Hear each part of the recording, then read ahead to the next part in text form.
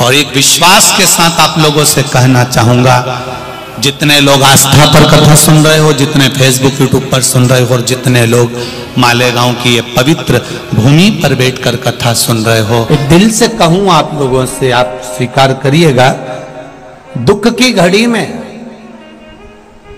कोई आए चाहे ना आए, अगर आपने दिल से, कर्जा हो गया, समस्या विकट हो गई, तकलीफ बढ़ गई, दुख बढ़ गया, आप शंकर भगवान के मंदिर में जाकर, ये जरूरी नहीं है कि आप सीहोर आए या कहीं जाएं, आप तो आपके घर के पास में जो शिव मंदिर हो, उस मंदिर में एक लोटा जल चढ़ाना चालू कर दो, वो धीरे धीरे दुख काटना प्रारंभ कर दे, काटेगा दुख।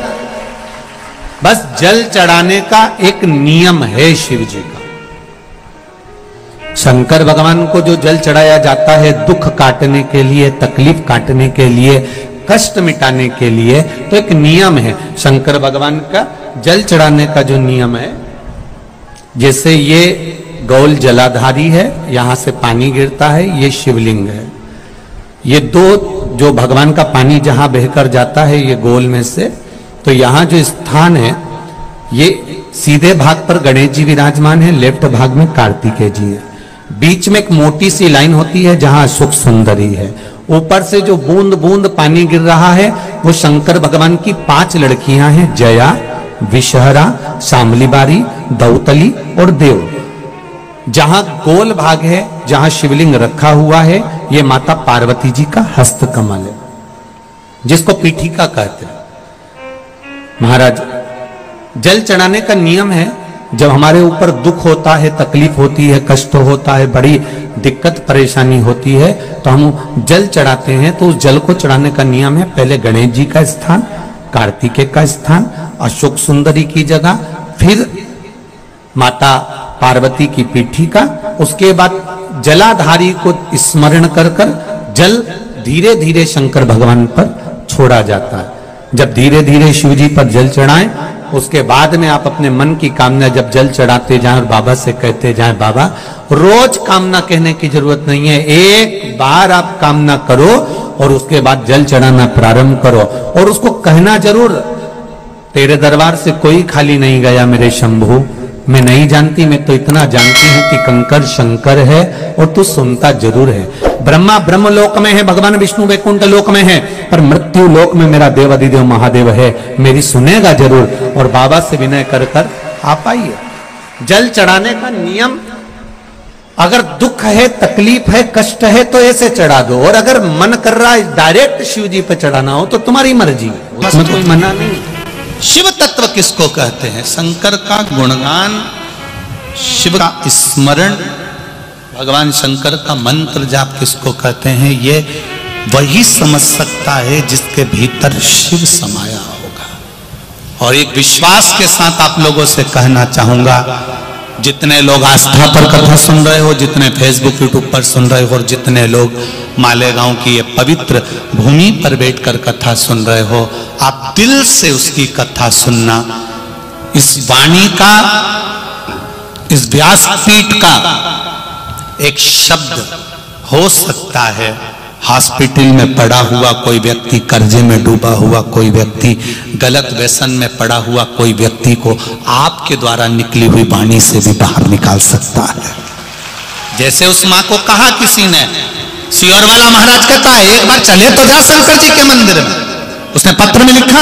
सब्सक्राइब करें हमारे चैनल मनोकामना पूर्ति उपाय को, बेल आइकन दबाएं ताकि आप अपडेटेड रहें हमारी हर एक वीडियो। जब वो सियोर वाला महाराज कहता है, चिल्ला चिल्ला कर कहता है, एक लोटा जल सारी समस्या का हल, तो जा 7 साल में उस बच्चे की वाणी वापिस आ सकती है जो वाणी नहीं थी।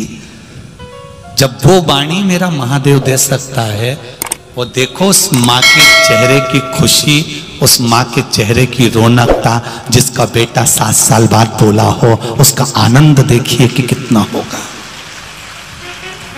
कितना आनंद होगा। एक बात और अच्छे से समझ लीजिए, जो बच्चे चिड़चिड़े होते हैं, चाहे घर में बेटे हों, बहुएं हों, सास हो, ससुर हो, परिवार में छोटे छोटे बच्चे हों, चिड़चिड़ प्रवृत्ति करते हों या चिड़चिड़ा स्वभाव हो, जरा जरा सी बात में क्रोध आ जाता हो, बोलने का भान नहीं रह पाता हो, शब्दों के बाण चलते हो, तो महाराज प्रदोष के दिन, प्रदोष काल में बेलपत्री के पेड़ के नीचे एक जो पत्ता आपके पास में हो, पान का मिल जाए तो पान का, पीपल का मिल जाए तो पीपल का, बेलपत्र का मिल जाए तो बेलपत्र का, उस पत्ते पर मात्र थोड़ा सा शहद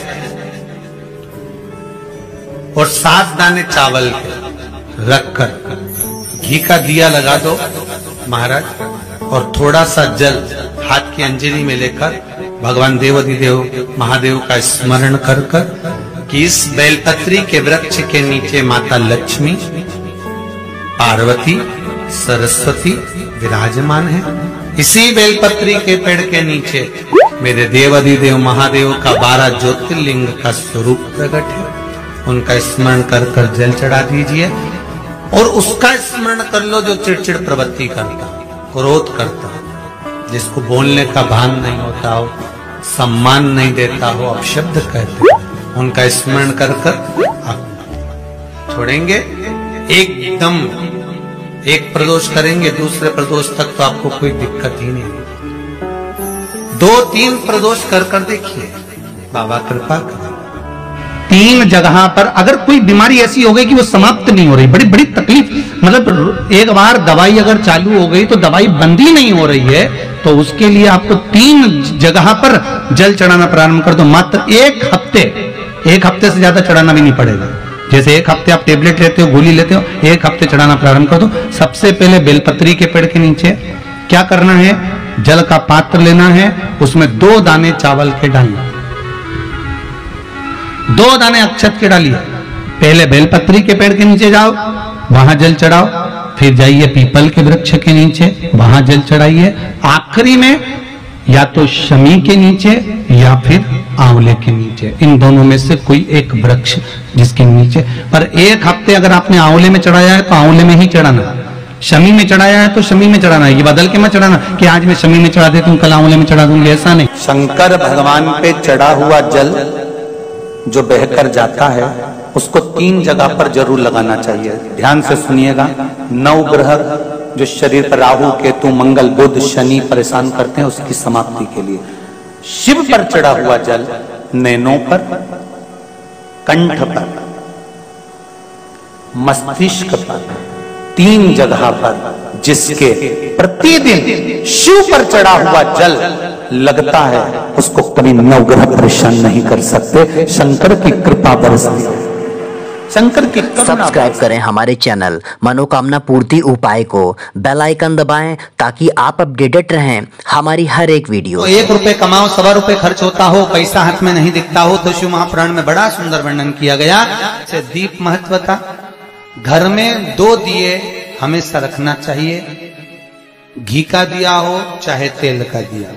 ज्यादा से ज्यादा दियों को बदलना नहीं चाहिए। जैसे मालूम पड़े आज ये वाला दिया लगा दिया, फिर 15 दिन चला उसको फेंक दिया, दूसरा दिया लगा दिया। शास्त्र कहता है, शिव महापुराण कहती है, जिसके घर में दिया एक लेता है और वही दिए में निरंतर बत्ती लगती रहती है तो उसके घर में संपदा की वृद्धि होती रहती है। दिया ज्यादा नहीं लगता, संपदा की। बेलपत्री के पेड़ के नीचे सोमवार के दिन किसी ब्राह्मण को यदि या ब्राह्मण के बालक को खीर का भोजन करा दिया जाए, और यदि ये भी नहीं करा सके तो सोमवार के सोमवार शाम के समय अगर बेलपत्र के पेड़ के नीचे घी का दिया लगाकर आए, 5 सोमवार लगाकर आइए, अपने आप लक्ष्मी में बरकत बनना चालू हो जाती है, संपदा बढ़ना चालू हो जाती है। क्यों? रुद्राक्ष का वृक्ष भगवान शंकर के नयन अश्रु से बना है और बेलपत्री का वृक्ष माता पार्वती के नयन अश्रु से। इसलिए बेलपत्री के पेड़ के नीचे शाम को दिया लगाने से लक्ष्मी की प्राप्ति होती है। व्यापार नहीं चलता तो लक्ष्मी आती है, कहीं पैसा डूब गया तो लक्ष्मी प्राप्त होती है। हजारों लाखों गुना पुण्य बेलपत्री के पेड़ के नीचे की मिट्टी का शिवलिंग बनाकर पूजन करने से प्राप्त हो जाता है। हजारों लाखों गुना पुण्य। जिस लड़का लड़की का विवाह नहीं होता बेलपत्री के पेड़ के नीचे शिवलिंग का निर्माण कर कर, उसका पूजन कर कर, आराधना कर कर, घी का दिया लगाकर शंकर भगवान के शिवलिंग का विसर्जन शाम के समय करे। एक घी का दिया मंदिर से विसर्जन के बाद आकर फिर बेलपत्री के पेड़ के नीचे लगाए और बेलपत्री के पेड़ के नीचे लगाकर 7 परिक्रमा बेलपत्री के पेड़ की कर ले। झोली पसार का प्रणाम करके बेलपत्री के पेड़ के नीचे की मिट्टी को सिर पर लगा ले और चले जाए। 3 से 4 महीने के अंदर उसका विवाह पक्का हो जाता है। महाराज ये साधारण नहीं है। लक्ष्मी तू इसके नीचे निवास है, इस बेलपत्र के नीचे तेरा निवास है, तू यहां रहे। पहले भी कथाओं में करा है, कैसी भी रोग हो, कैसी भी बीमारी हो, बस निवेदन इतना है, अगर ज्यादा बीमारी घेर कर रखी है, 1 लोटा पानी, कलश में जल, थोड़ा दूध, और जो व्यक्ति बीमार है उसका वस्त्र उस लोटे को छूला, एक बेलपत्र उसमें पटक दो और शंकर भगवान पर, शिवलिंग पर, कोई भी शिवलिंग जो मंदिर में हो, चाहे वो गुप्तेश्वर शिवलिंग हो, कुबेरेश्वर हो, महेश्वर हो, बटकेश्वर हो, पिपलेश्वर हो, नर्मदेश्वर हो, सोमेश्वर हो, नागेश्वर हो, धनेश्वर हो, हरीश्वर हो, कोई भी शिवलिंग जो आपके नजदीक में हो, जो मंदिर आपके पास में है, 1 लोटा पानी ले जाकर जो बीमार है उसके नाम से नाम और गोत्र बोलकर शंकर को समर्पित कर दो। महाराज मुझे पूर्ण विश्वास है मेरे शिव पर आराम लग जाएगा। लगभग आधा घंटा, 1 घंटा, 2 घंटा।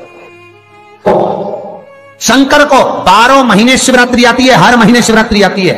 किसी भी महीने की शिवरात्रि को यमुना का जल और गंगा का जल दोनों एक साथ जब चढ़ाते हैं तो मनुष्य की मनोकामना 3 महीने के अंदर पूरी हो जाती है। महाराज दोस्तों वीडियो को लाइक और चैनल को सब्सक्राइब करके जरूर जाइएगा आगे भी ऐसी ही मनोकामना पूर्ति उपायों के लिए। ओम नमः शिवाय।